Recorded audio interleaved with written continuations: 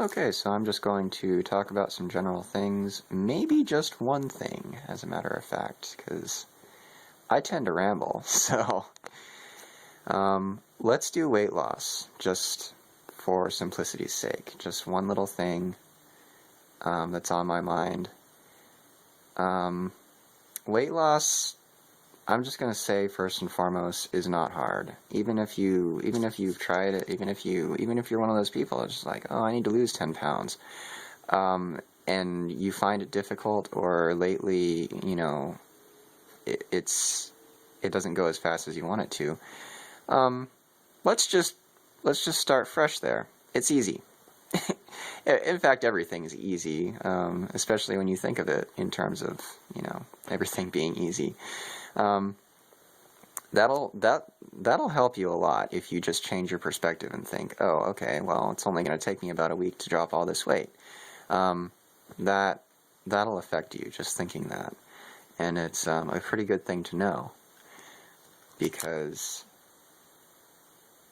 you have probably been told that there are time frames to everything, right? Yeah, that's not true. You choose the time frame. But the little piece of control that's there is the fact that you've heard that it takes this amount of time to do this. You've heard that it takes 5 years to get a bachelor's degree, and you've heard that it takes, 50 hours to learn how to drive a car, or 3 weeks to lose 10 pounds or whatever. Not necessarily. Everyone's different, and everyone has their own perspective. And so, there is no one way to do anything, and I think that is the important thing here.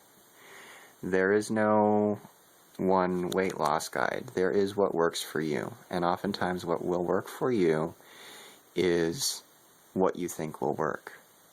And this could be anything. It could be something that you just think is the case. For me, I don't gain weight, and that's just from precedence. That's just from me being thin my whole life, and so I don't know any better. I don't, honestly. I would never expect to gain weight, no matter what I ate, and I've tested this, and it's funny, too, because I ate, one of those half-sheet cakes. It wasn't a full one, it wasn't a giant cake, but it was a pretty big cake. It was nice, too, chocolate buttercream icing, on a yellow cake. Perfect for the time. I just felt like eating that. I didn't feel like eating a chocolate-flavored cake, but I wanted the chocolate frosting. So I ate one of those in 3 days. It took me 3 days to eat that giant cake, and it was delicious. Oh, man, I regret nothing. That was like a $27 cake that I just wanted on a whim, and no one else wanted to eat it. I lived with like 2 other people. They didn't care. So, so I ate it, and I didn't gain a pound. I looked the same after I ate that whole freaking cake. And what I did notice, though, was that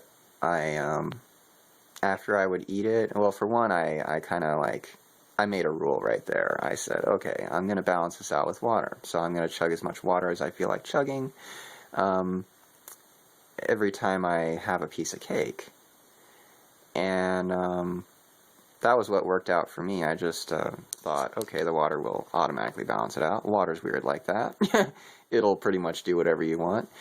And that's how it worked. And not only was there water that was kind of like working with the cake, kind of like countering it, but I also was burning it off as heat. So I would actually get really hot after, and this is just something that I do. I don't know why, but yeah, every time I would eat more than I needed, more calories than I was going to use, it would just burn off as heat. And that's just how it works for me. So I don't have, anytime I feel like eating some wild dessert or something like that, I'll just eat it, and I can sit there after that. I can sit there and watch videos and screw around and not even go outside, not even do anything, and it'll just burn off as heat, and I won't gain any weight. My weight has stayed the same. I've been like, 130 pounds since I was 18. So I'm 24 now. So all I can say is that I'm quite confident that whatever I eat, the excess gets burned off as heat, or used by my brain, or used by my muscles, or whatever I happen to be doing at the time. And hey, if you think that works, honestly, you can adopt that rule. It's yours. Anyone can have that. You can start thinking about metabolism and nutrition in that manner, and just change it today, right now. Think, oh, okay. If one guy has seen that is a result of, what he's done, then I'll have that work for me too. Everything that I eat will just, the excess will get burned off as heat, or it'll get used by my brain, or whatever. It'll just end up somewhere, but it won't end up as fat. And it could be just as simple as that. If it's not, and you want more than that, then here's a little bit extra. From a totally physical standpoint, you could actually just do something after you eat. Do something. If you really feel like there is extra weight that may be gained, go and do something. Go walk around, or it doesn't have to be anything special. You don't have to jog for 5 minutes. You don't have to do anything really. Just something. Even if it's calculus problems, or whatever you do, math problems. Think about something. Have an intense conversation with someone. It doesn't matter, as long as it's something that you think you're doing work. As long as you can label it as like work or activity, it'll do it. It'll burn the calories and the carbs, trust me. It's just that simple. If you're one of those extreme people like I used to be, and you want to jog for 10 minutes every day, that's good anaerobic. That's, as a matter of fact, that will definitely work. That's really all it takes. Jog for 10 minutes every day, whatever, or 7 minutes every day. Get some anaerobic kind of exercise going on a daily or bi-daily basis. Do it every other day if you feel like it. That's simple. That everyone does that. You don't even need to go to a gym. In fact, that's a waste of money. No, there's never really a need to add that one to your schedule. Oh yeah, let me throw out $30 a month and set aside 3 hours every other day to go to the gym. Actually, waste your gas driving to the gym. What's up with that? Why would you do that to yourself? I mean, unless you don't care, unless nothing matters to you, then yeah, sure, drive wherever you want. I do. I don't care where I go. I drove to Sedona a couple days ago for no apparent reason. I didn't even get a room. I just went in there for the day. I'm sorry. I drove 330 miles to Sedona. That's the important part. Some people, you might think, oh, what do you live 5 miles from Sedona? No, I drove all the way. I crossed the state border and everything and went up there for the day and then just drove right back for no apparent reason. And it was fun too. And I wasn't thinking of gas money. I was just like, oh, whatever. I'll just get there and I'll come back and I'll still have money afterwards. And I did. And it worked out. So that's another thing. Money is not really an issue. Unless you think it is. Unless that's you right now. Then sure, it is. Sure. It's whatever you think. But if you probably do have, odds are pretty good. A lot of people that are watching this have at least a little issue with money, and they maybe they beat themselves up over it, but don't worry about it. Money is money. Money is energy. It's no different from electricity. It's no different from the wind or the ocean. It just moves around. It goes from here to there whenever it needs to. It's just something that is exchanged. It isn't really something that you necessarily need to hoard up, or something that you need to be terribly concerned about. I mean, of course, it's reasonable to have a budget and to always have a certain amount of money, like let's say $200 to your name, just in case. But you don't have to go to extremes and say, oh, I need to save up $100,000 and have all this money and have all this stuff. Not really. You don't really... it's not that important. Just spend money within reason.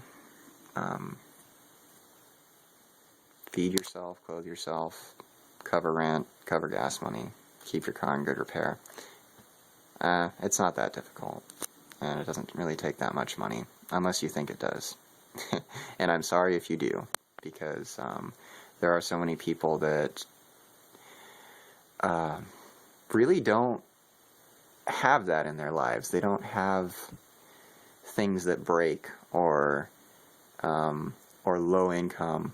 A lot of people actually have decent income, and they don't really expect anything to go wrong, and so they just change the oil in their car and pay rent every month, and that's all they have to do.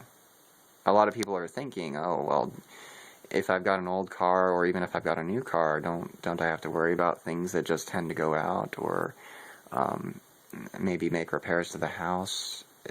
Not really, unless you want to. Unless you want that to be your experience, then sure. Sure, you can paint your house every year, and you can have a plumbing issue every now and again, but I never have, honestly. I've never had plumbing issues. My toilet always flushes, and no matter what, for some reason, and nothing, they're just, I don't have that. I've never really had to call a plumber, and right now, my car is actually in good repair. I just changed the oil. Weird, actually. I've been using 91 octane in my car, and it goes pretty well, because it's a sports car, so it can take 91. But lately, I had been finding that it wasn't accelerating quite right. There was this little ping in the engine that was bothering me. It wasn't quite operating correctly. And then I got to a point where I said to myself, hey, what happens when I change to 87 octane? And I looked it up, too. I made sure that I knew what I was doing, and I looked that up, and I said, okay, what happens when this model of car uses 87? And I saw a forum, and everyone was like, yeah, it's fine, whatever. You don't need to put 91 in your car unless it's, unless you've got knock or whatever, and unless it's super souped up or whatever. And so that made sense to me, so I drove it down to the last gallon, threw 87 octane in it, and incredibly enough, I hit the gas pedal and the car was totally smooth. That pinging I had was just gone.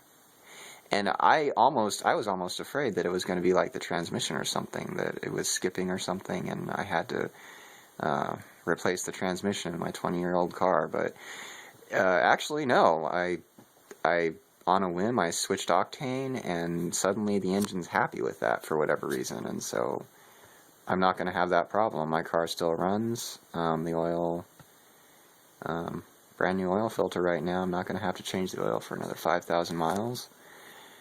And I have nothing to worry about. I just have to, pay for fuel, unfortunately, because I don't have a hybrid or an electric car. Although I wish I did, because I hate paying for gas. But that's how it works for me. And that's, hey, you can have that if you want. If you want to change your mode of thinking, it could very well be that little problems you've been facing on a regular basis will just drop off. Just think, hey, this is going to be easy. I'll just change one little thing around and everything else will follow. And have it work like that. Have it work like that for weight loss. For anything you've got. Hey, I'm gonna lose 20 pounds in the next 2 weeks, and it'll be easy. I'll just stop eating one thing, or I will eat slightly less. It doesn't have to be big, it just has to be something that you'll notice, something you acknowledge. And I think that's about all I have to say. So, I hope this was useful to you, and I hope that you are occupied by this and well entertained, and that it's something for you to think about. And I'll come up with something to say in a little bit. Have a great day.